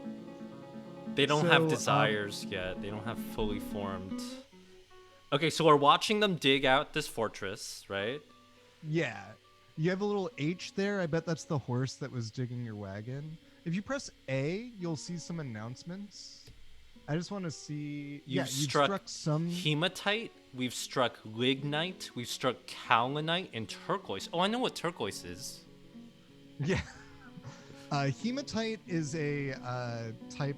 It's a reddish black mineral that has ferric oxide in it, which means you can make iron out of it. Oh. Wait, are these real minerals? Yeah, all of this is real. Like, and when Oh. you make iron, you're gonna be smiting it from different. You're gonna be like, smelting it from different types of ore. Is it okay for my horse to wander off like that? Yeah, we're gonna pen it in a second, but yeah, the horse is having fun. If it gets eaten by a leopard, you know, you gotta live with what you gotta live with. You know what I mean? What will a leopard look like? How will I know if a leopard is approaching? It'll probably be an L. Okay. Oh, that makes sense. L for leopard. I would L for leopard. All right, now that you've got enough space, I would press C or yeah, I would press Should I B. pause? Yeah, you can pause. Okay, I go to... Opening any menu pauses the game automatically. Oh, okay. But if you press B, you'll get the build menu, and we're gonna build a mason's workshop. So W is your workshops, and then M is a mason's workshop. Okay, W, M... And Okay. then let's place it inside in the like upper left-hand corner of your dormitory. Okay. Oh, and it turned green. Yay. Okay. So I'll place that Now there. you have to choose what to make it out of. Plus and minus on the right decide what materials you're going to use. Okay. Plus and how do I do? So what options do you have? There's chert. What? I still don't know what chert is. There's jet. I don't know what jet is. And there's hazelwood logs, but we should keep the wood for chert? beds. Yeah, chert must be a type of... Oh, chert is a type of flint. So the wall... Oh, you must have been looking at the wall. The wall is made out of rock. So I would make it out of... You can make it out of chert. Just save your logs. But there's also... Because pretty much... Okay. Pretty much everything else in the game you can make out of rock or making metals, but beds can only be made out of wood. Okay. Why? Okay, never mind. It's okay. It's a dwarf thing. It's fine. Would you want to sleep on like a bed that was made out of stone? Yeah, haven't like different cultures like done that or something? I don't. And then you put like leopard skins on top to like make it soft or like. It might be true. Yeah, it might be true that cultures have done that, but I don't want to shame the dwarven culture for choosing to only sleep on wood. Fair enough. I mean, or wherever they pass out. Or for instance, cultures where there's not easy access to wood probably would have reserved wood for very special things, right? Well, I think that makes sense. For dwarves, the wood is only used for beds, I think. Potentially because it is so valuable, particularly in your world. You can make whatever world building you want for why they only use wood for beds. Yeah, I wish I could like modify the myths or modify the culture to make them really love stone beds or something. But anyway, okay, we built the Mason's workshop. All right, and then I would now press escape until you're out of the build menu. Okay, back to the main menu. Press Q. Q. No buildings nearby. Oh, it's not built yet. So we're just going to press escape and unpause the game and wait for one of them to make that workshop for you. Okay. And we're going to use that workshop to make a couple things. We're going to make a rock throne, which is the rock equivalent of a chair, and a table. And then we're going to set one of your dwarves as a bookkeeper. And that's going to let you not have to like go to each workshop and specify what kind of stuff you want. You can just say, I want X number of beds, and it'll make that number of them. Okay, so to build that, I need to build a bookkeeper station?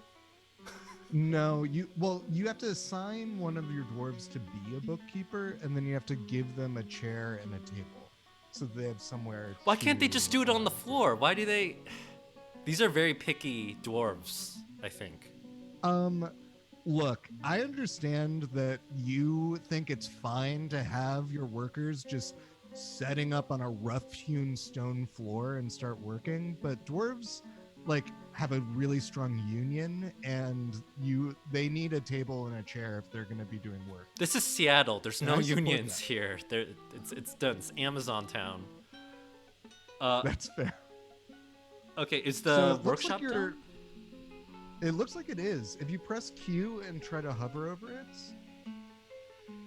The stoneworker has canceled give water because there's no water source. Okay. Yeah. That's a bad sign. Can you press A? I want to see if someone's hurt.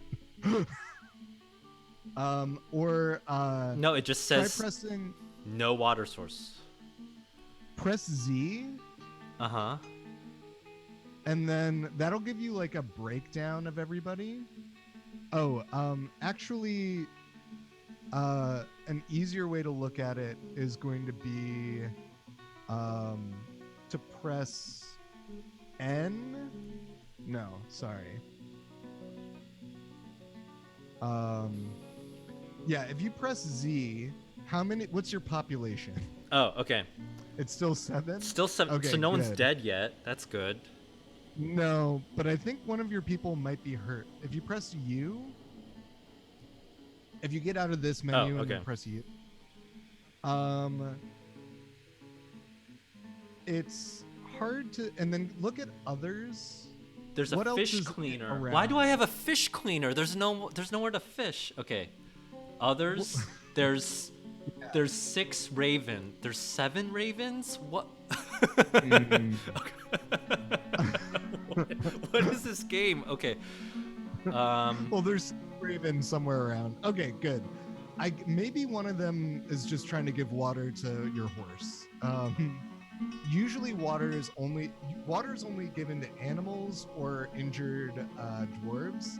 So I had a knee-jerk reaction to worrying about your dwarves' health and safety. But it's only been like 5 minutes, right? They couldn't have gone hurt already. Yeah, you never know when a leopard is just gonna drag off one of your dwarves. Oh my god. Okay. All right. So you can escape out of this, but press Q, and let's go over to the left to where your workshop is. Okay. There we go. Oh, I can So name you it. can start assigning tasks. Can I name it? Chat, what should I name the Mason's workshop? Okay. Well, maybe I'm just going to call it NYU Game Center. I love the NYU Okay. Game Center is a lot like a Mason's workshop where you export the students who are like rock thrones and the With no teacher access to adjuncts, which are water. like buckets. Yeah. So if you press A, you're going to be able to add a new task. Okay. And we're going to want to build a chair, which might be, you can use plus and minus to go up and down on the menu on the right until you see throne. Oh, okay, yeah. Construct rock All right, throne. so also you also want to build a rock table while you're in here because you'll need both.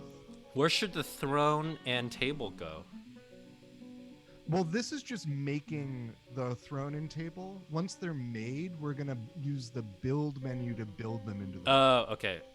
So now add a table. Okay. Mm-hmm.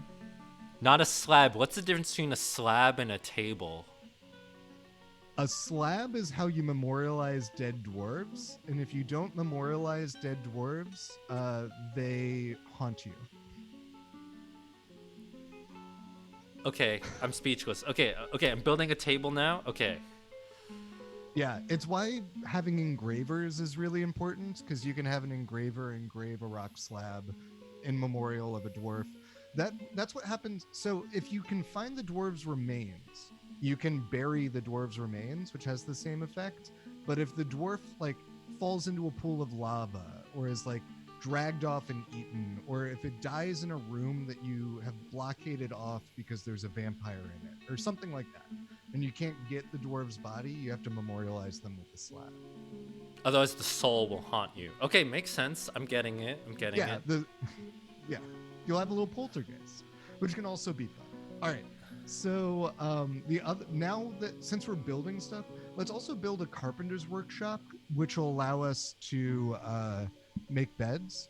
So you're gonna want to do that just by B. using the B and then W for workshop, and then you want to have a carpenter's workshop, which you can use the plus and minus to get to. C. Okay. And then yeah, just stick it in that room. Next to the NYU Game Center. You want to leave one space between them because some of the symbols are walls, and if they can't like get into it, they won't be able to like use the carpenter's workshop. But just make sure you're using chert or jet or something like that. Okay. Build some chert. Was that successful? Did I do it? Okay. That was successful. I didn't get any confirmation. Yeah. Okay.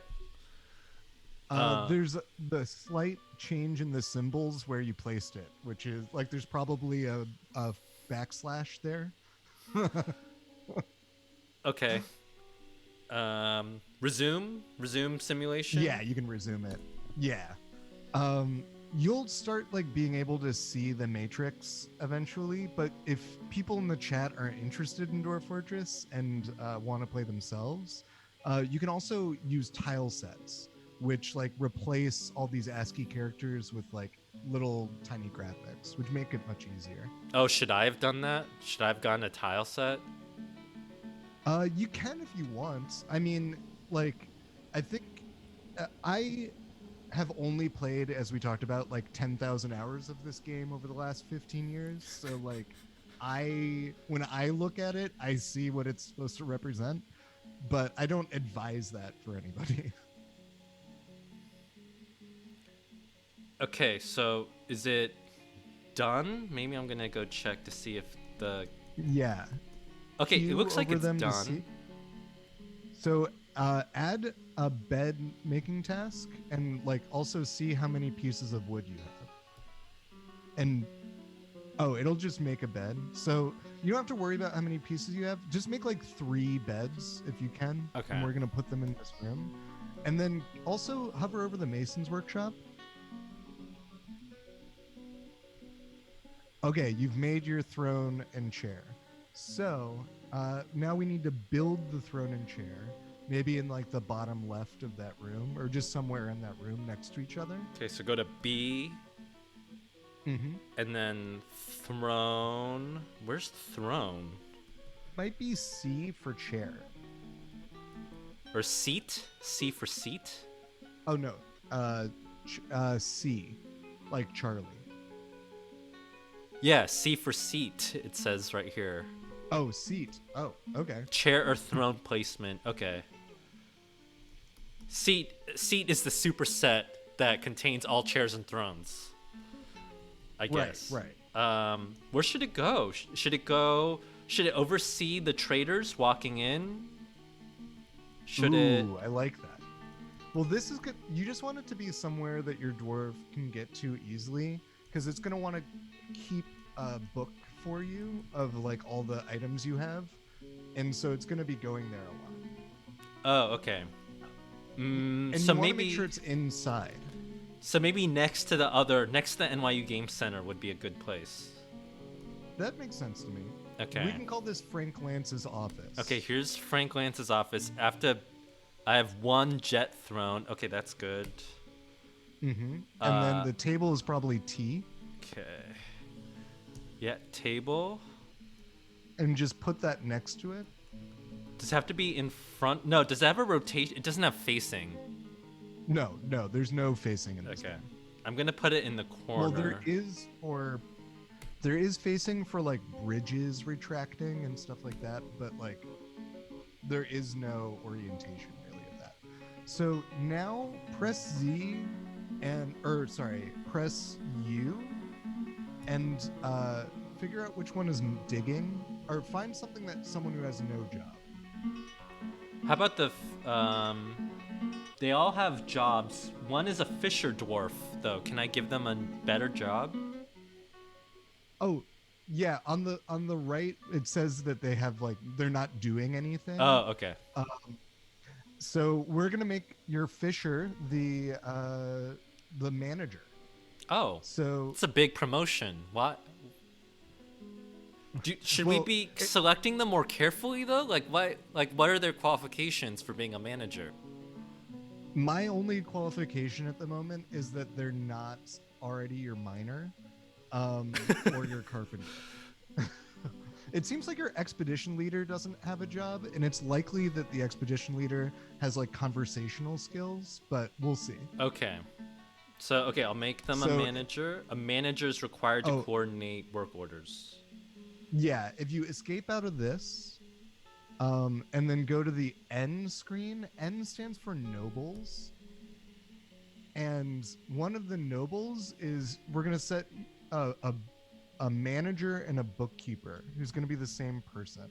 So if you select manager, you're gonna see like how many have relevant skills, which is none of them. Oh my god, no one's qualified.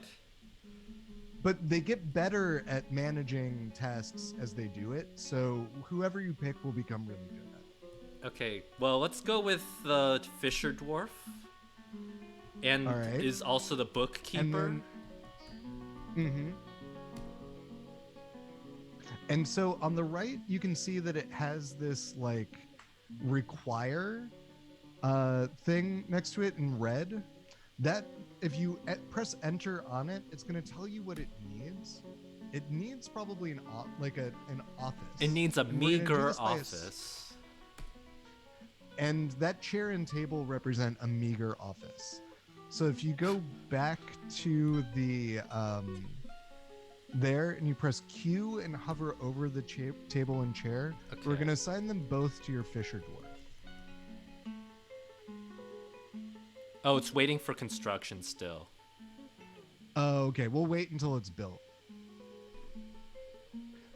So they're going to run over and grab it and stick them in. Okay, I think it's there now. Looks like. Okay. Make throne room or study? Yeah, press. You want to make it a throne room or study, which is probably, and then you can make it whatever size you want.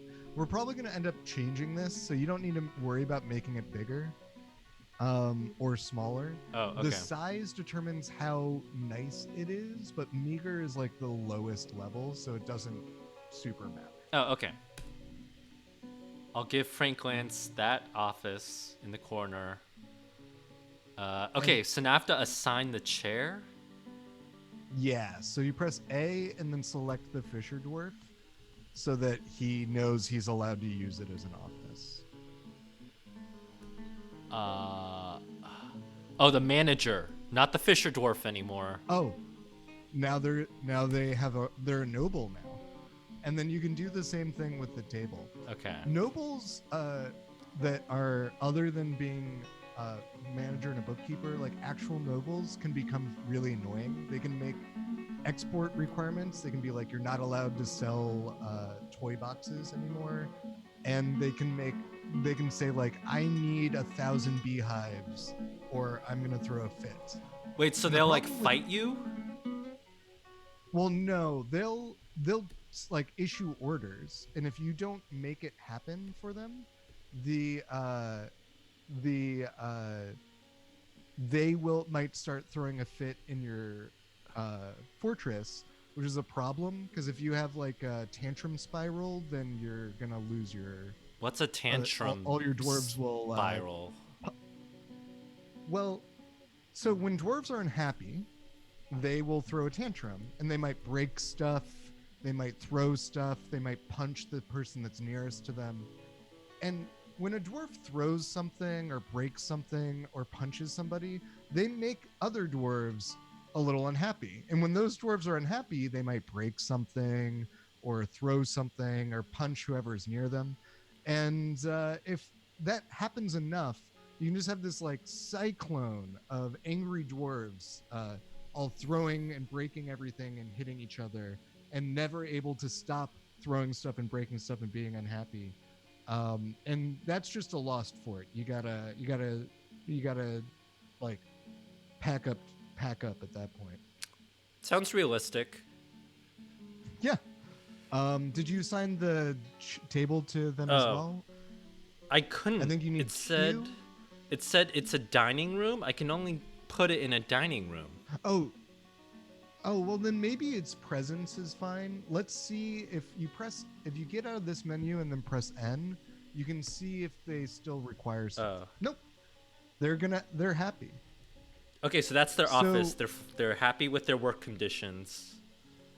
Right. Which means now if you back out of this and you press U and then M, you can issue work. You can issue work orders. So you can like basically you could press Q and then type bed. Oh.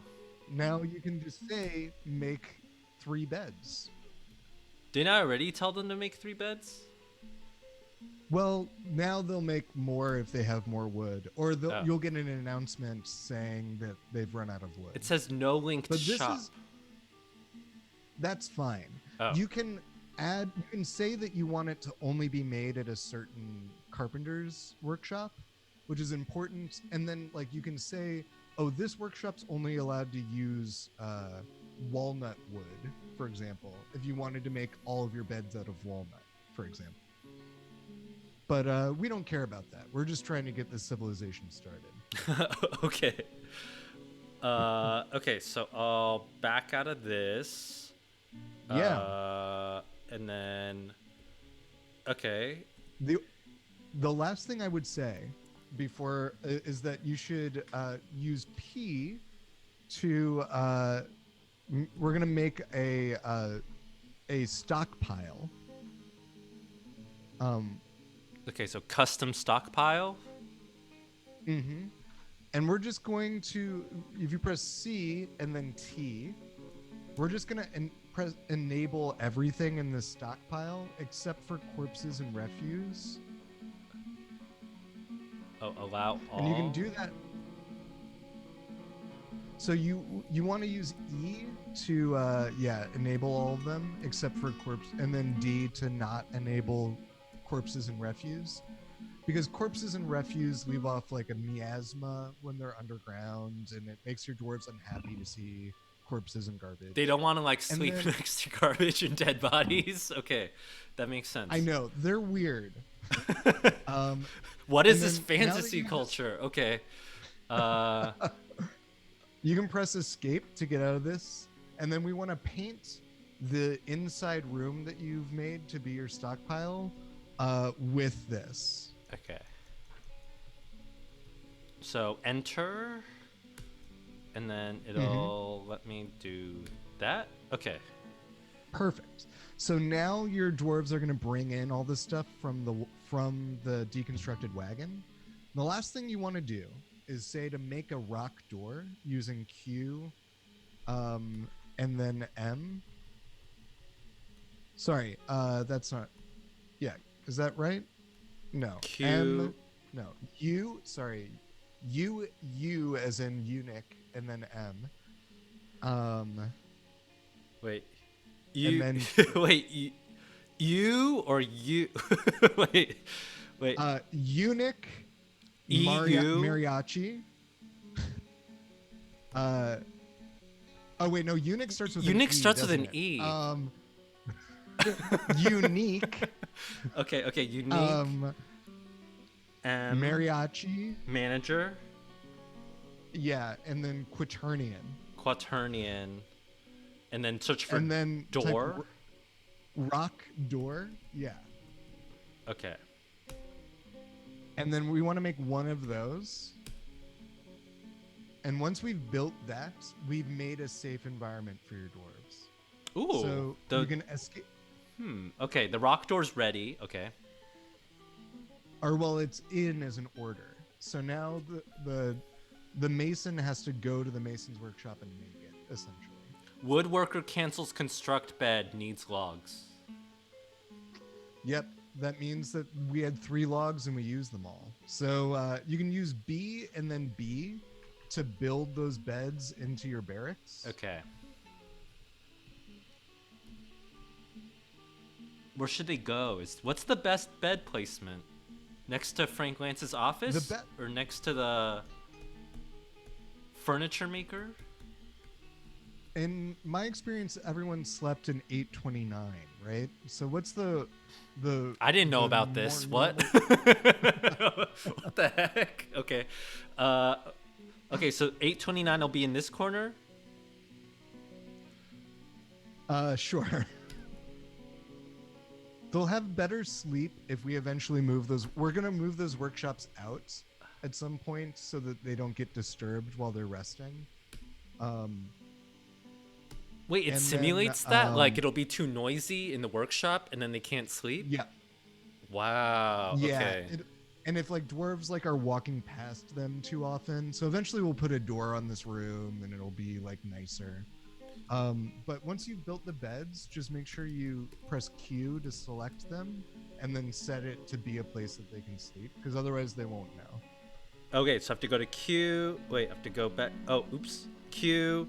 And we're pretty much at the end of our time, actually. It's 2:00, so we have to...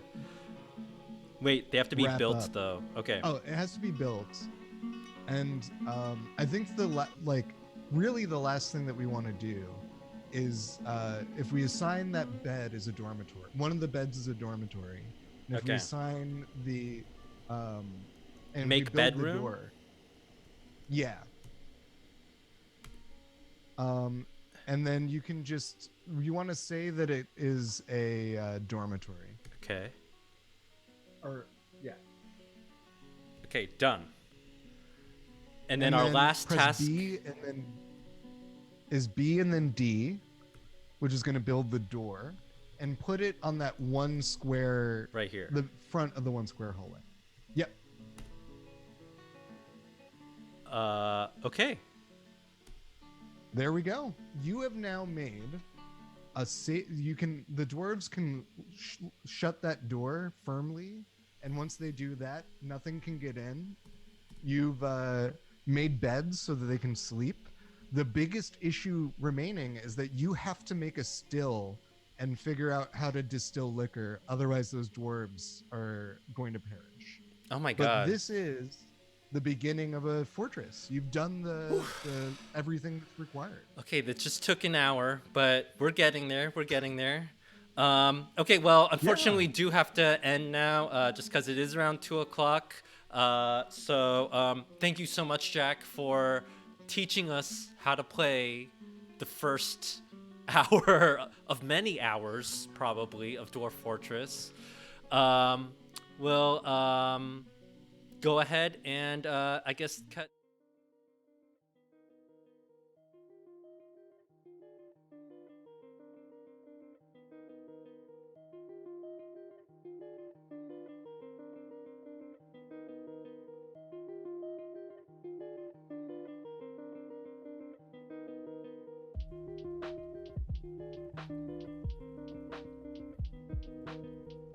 Well, I guess that's us then.